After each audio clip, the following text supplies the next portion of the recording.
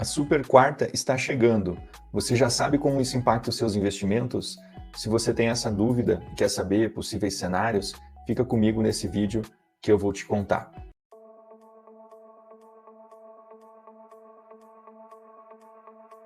Bom, para quem ainda não me conhece, meu nome é Luciano Herzog, eu atuo como consultor de investimentos e também sou o criador desse canal. Então, se você gosta de assuntos como investimentos, economia, finanças no geral, considere se inscrever no canal e me acompanhar aqui nas redes sociais. Antes de mais nada, o que vem a ser a super quarta? A cada 45 dias, o Copom, que é o Comitê de Política Monetária do Brasil, ele se reúne para definir a taxa básica de juros da economia, a famosa Selic. E o mesmo ocorre lá nos Estados Unidos, só que lá outro órgão que se chama FONC. E nesse mês de setembro, as duas reuniões vão ocorrer simultaneamente no mesmo dia, que vai ser na próxima quarta, dia 18 de setembro.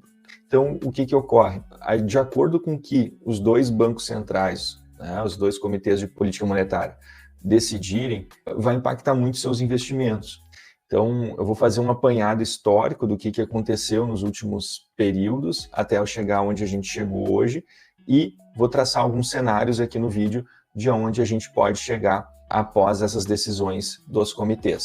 Bom, vamos começar falando sobre os Estados Unidos. Os Estados Unidos sempre foi um país tradicionalmente de juros muito baixos. O que aconteceu? Depois que teve a pandemia, a inflação subiu muito e eles tiveram o maior índice de inflação desde o início dos anos 80 e o Banco Central, o Fed, o FONC, ele teve que subir juros numa escalada que não tinha acontecido anteriormente e chegou hoje no patamar que está negociando hoje. Lá não é que nem aqui a Selic, que tem uma taxa fixa, lá negocia em bandas, Hoje negocia de 5,25% a 5,5% ao ano a taxa básica dos Estados Unidos. E o que acontece? Já tinha uma perspectiva, quando a gente estava em dezembro do ano passado, que a partir de março desse ano iria começar a cair os juros. Mas a economia continuou forte, a inflação demorou mais para desacelerar e o Banco Central lá americano ele também demorou um pouco no início da trajetória de subida de juros, não foi que nem o nosso aqui que foi mais agressivo. Então isso tudo fez a economia continuar aquecida, o desemprego baixo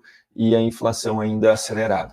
Já nos últimos 45 dias para cá, a gente viu vários indicadores americanos de inflação indo para a meta, de consumo desaquecendo, de desemprego aumentando. Esses todos os indicadores são positivos para uma queda de juros, Então a gente deve hoje o mercado trabalha já com um consenso aí de que deve haver uma queda de juros nos Estados Unidos já na próxima quarta, dia 18. Vamos trazer agora para o Brasil. O Brasil é o oposto. Como eu mencionei ele antes, o Brasil também teve uma inflação acelerada na época da pandemia, O IPCA chegou na casa dos 10%, só que o Banco Central agiu de forma muito rápida. Ele teve uma taxa de juros ali pré-pandemia de 2% ao ano, quem não vai lembrar disso ainda, que foi algo assim surreal para quem é brasileiro e está acostumado, a esse tipo de assunto. Muita gente se discute, deveria ter ido a 2 ou não, Falar depois é muito fácil, mas o fato é que depois ele teve que fazer a maior subida e mais rápida e mais forte da história. Saiu de 2, foi para 13,75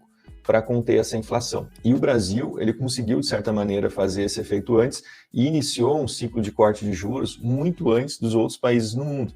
Então a gente lá em agosto do ano passado começou a cortar juros, saiu daquele patamar estratosférico dos 13,75, começou a cortar meio, e na penúltima cortou 0,25 e depois manteve em 10,5. Bom, qual que é o problema aqui do Brasil? Na contramão do que está acontecendo lá fora, a nossa inflação ela está batendo no teto da meta já, que é 4,5% ao ano. Então a gente tem uma pressão inflacionária aí e a gente tem um governo que acelerou muito na questão fiscal. Ele está gastando muito e isso também gera inflação. Paralelo a isso, a nossa moeda ela perdeu valor em relação ao dólar nesse ano e isso também tem um impacto altamente inflacionário.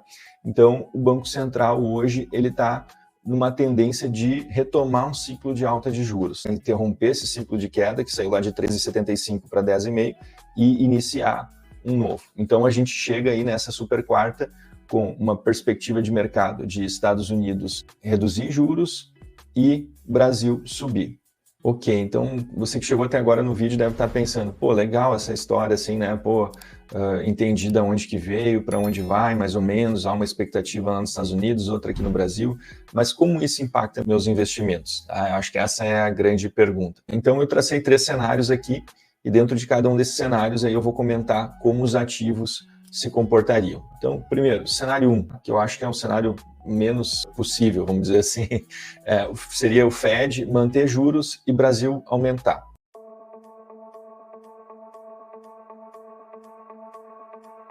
Eu acho que é um cenário bem difícil de acontecer, porque a própria sinalização do Powell, né, no Jackson Hole, foi de que iniciaria o ciclo de cortes agora em setembro. Bom, nesse cenário, Fed mantendo e Brasil subindo, o que eu acredito que aconteceria? A renda fixa americana ia continuar atrativa, então muito dinheiro ia sair de mercados emergentes, então Bolsa Brasil nesse cenário iria para baixo, tá? Seria um movimento ruim, né? Um movimento de mercado ruim para a Bolsa brasileira, e seria um movimento também de subida de dólar, que teria mais capital indo para lá. Então o dólar se fortaleceria frente ao real e nossa Bolsa para baixo, no cenário 1. O que seria o cenário 2? Fed cai juros e Brasil mantém.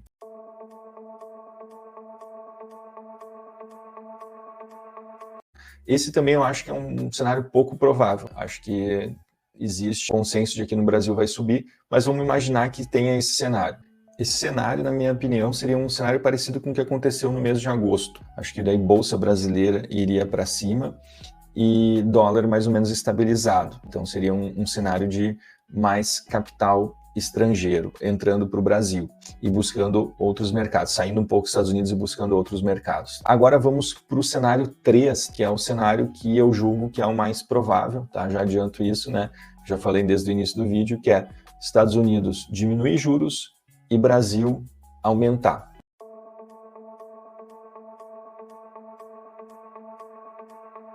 Aí tem um ponto, tá? Esse cenário 3 a gente poderia desdobrar ele em 3.1, 3.2, que também depende, outra coisa que depende muito é a magnitude do corte nos Estados Unidos e a magnitude da alta no Brasil. Então, se vai cair 0,25 lá e subir 0,25 aqui, ou se vai cair 0,5% lá e subir 0,5% aqui. Então, essa magnitude também interfere. Mas, basicamente, qual que é a nossa visão aqui para esse cenário, que é o que a gente julga o mais provável?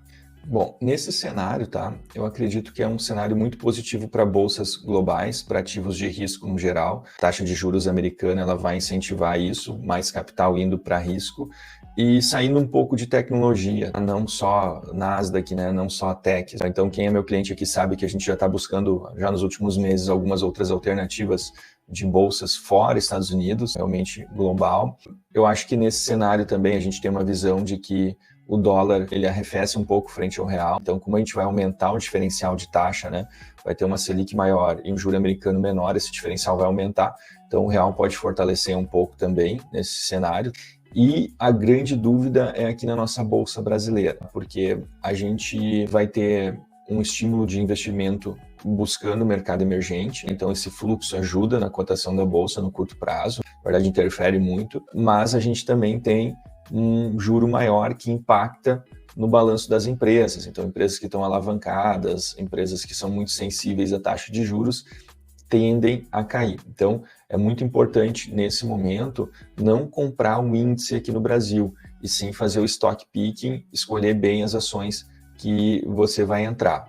Agora, o mais importante de tudo isso, na minha visão, tá? Ninguém tem certeza do que vai acontecer, ninguém tem bola de cristal. A gente trabalha com cenários, mas a gente monta o portfólio do investidor, cuida bem da macroalocação para ele estar preparado em todos os cenários e ter ativos que vão se beneficiar em todas as possibilidades. Isso é o mais importante. Tem diversos estudos, inclusive tem um da Vanguard nos Estados Unidos, que 88% do resultado de uma carteira de investimentos é a macroalocação.